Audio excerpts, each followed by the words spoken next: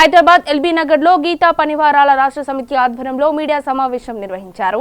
ఈ సందర్భంగా వారు మాట్లాడుతూ ఎల్బీ నగర్లోని బొమ్మగాని ధర్మభిక్షం భవన్లో తెలంగాణ రాష్ట్ర గీత పనివారాల రాష్ట్ర సమితి సమావేశం ఈ నెల 2వ తేదీన నిర్వహించనున్నట్లు తెలిపారు.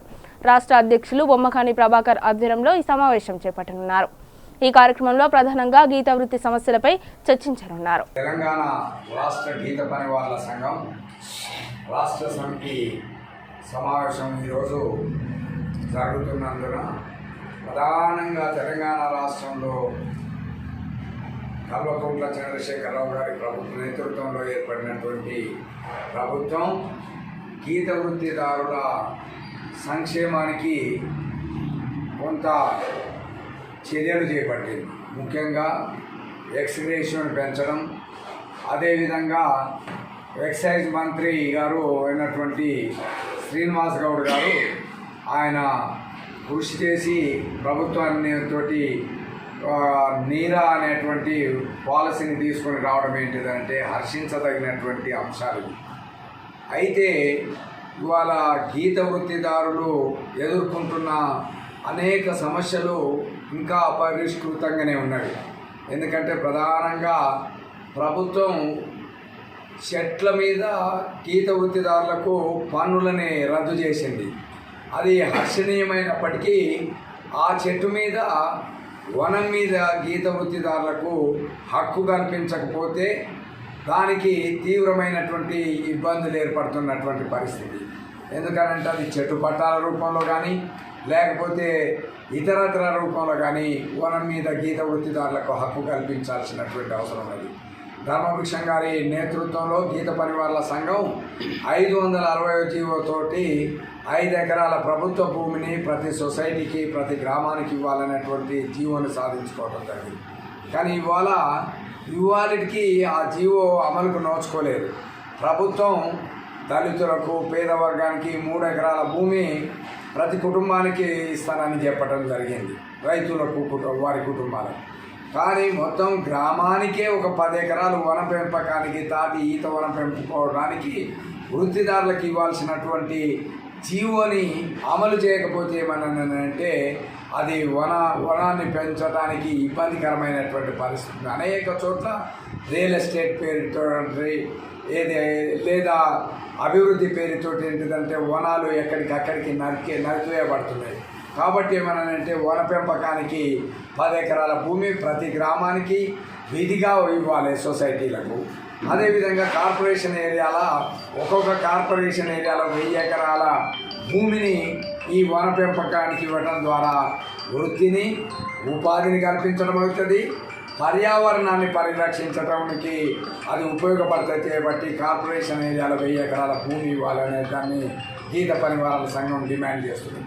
ఎక్స్గ్రేషియోలకు అనేక పోరాటాలతోటి ఎక్స్గ్రేషియోని గీత పనివారాల సంఘం ధర్మభిక్షం గారి నేతృత్వంలో సాధించుకోవడం జరిగింది. ఎక్స్గ్రేషియోలు ఇవాళ మరి 5 లక్షలకి ప్రభుత్వం వచ్చిన తర్వాత పెంచినప్పటికీ మరి తాత్కాలికంగా ఉన్నటువంటి వాళ్ళకు ఇబ్బంది పడేటోళ్లకు వాళ్ళకు 10,000 రూపాయలు అది పరిహారం చేస్తున్నారు. అది పెంచాల్సిన వస్తుంది.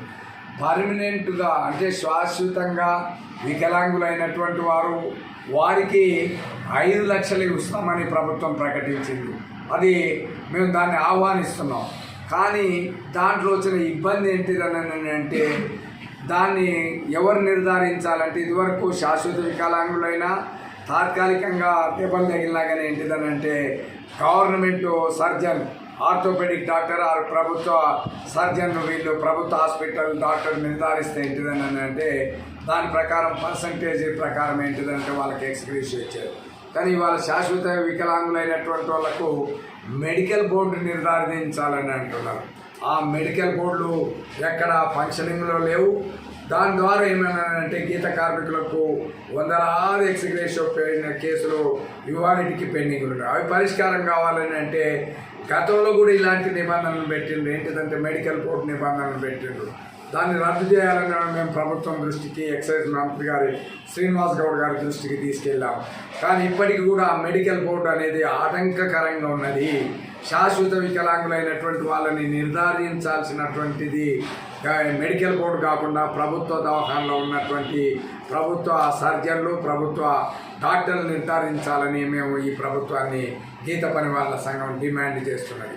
అట్లాగే ఎక్స్గ్రేషియోకు సంబంధించినటువంటివి ఈ రకంగా ఉన్నటువంటి పెండింగ్ సమస్యలను పరిష్కరించాలి. వృద్ధాప్య ప్రభుత్వం ఆసరా పెన్షన్లని ప్రజానికానికి వృద్ధులకు పెన్షన్లను ఇస్తున్నది. కానీ గీత వృత్తిదారులకు ఏమిటి, వాళ్ళకు కూడా ఇస్తున్నటువంటి పెన్షన్ ఏంటిదని అంటే అది ఆసరా కిందను వృద్ధాప్య పెన్షన్ కింద కాకుండా దాన్ని వృత్తి పెన్షన్గా ఇవ్వాలి. దాన్ని 5 నుంచి 10,000 రూపాయలకు ఇవాళ ఇస్తున్నటువంటి 2,000 రూపాయలు అనేది కాకుండా వృత్తి పెన్షన్గా, అది వృద్ధాప్య పెన్షన్ కాదు, ఆసరాది కాదు, వృత్తి పెన్షన్గా చేసి ఏంటిదని అంటే కనీసం 5,000 రూపాయలకు వారు వృత్తికి అటెండ్ కాకుండా ఉండాలంటే ఒక 10,000 రూపాయలు ఇచ్చి ఆ రకంగా పెన్షన్ ఇవ్వాలి. ఈ వృత్తిలో వాళ్ళు వృద్ధులైనటువంటి వాళ్ళు గీయలేని దశలకు వచ్చినటువంటి వాళ్ళు ఏంటిదని అంటే నిన్న మొన్నటి వరకు ఈ ప్రభుత్వం అధికారంలోనే రానంత వరకు ఏంటిదని అంటే వాళ్లకు ప్రభుత్వానికి పన్నులు 3 రకాల పన్నులు జరిపించినటువంటి వృత్తిదారులు ఎవరైనా ఈ రాష్ట్రంలో దేశంలో ఉన్నారంటే గీత వృత్తిదారులే చేయబట్టి దాన్ని వృత్తి పెన్షన్గా గుర్తించి ప్రతి గీత వృత్తిదారునికి ఏంటిదనంటే 5,000 రూపాయలు మినిమం పెన్షన్ ఇవ్వడం ద్వారా ఏంటిదనంటే ఆదుకోవాలని ఈ ప్రభుత్వాన్ని మేము డిమాండ్ చేస్తున్నాం. అందువల్ల ఇవాళ గీత వృత్తిదారులకు వనం, ఉపాధి, వృత్తి గ్యారంటీగా కలిగినటువంటి ఒక నూతన చట్టాన్ని తీసుకొని రావాలని ప్రభుత్వానికి విజ్ఞప్తి చేస్తూ రేపు రాబోయేటువంటి బడ్జెట్ సమావేశంలో దీనికి ఆర్థిక కార్పొరేషన్, ఫెడరేషన్ ఏర్పాటు చేయాలి. ఈ కార్పొరేషన్ ఇవాళ జరుగుతున్నటువంటి సహకార సంఘాల ఎన్నికల అనంతరం డిస్ట్రిక్ట్ కోఆపరేటివ్ బోర్డు ఏర్పడే దాంట్లో సహకార సంఘ జిల్లా స్థాయి సహకార సంస్థ ఏర్పడేదానికి ఏంటిదనంటే ఈ వృత్తిదారులకు, అన్ని వృత్తిదారులకు, ముఖ్యంగా గీత వృత్తిదారుల సహకార సంఘాలకు జిల్లా బ్యాంకులో కూడా ఏంటిదనంటే డైరెక్టర్ పోస్టు కేటాయించాలని, ఆ రకంగా గీత వృత్తిదారులకు కోఆపరేటివ్ మూమెంట్ని గౌరవించాలని మేము ఈ సందర్భంగా ప్రభుత్వానికి విజ్ఞప్తి చేస్తున్నాం.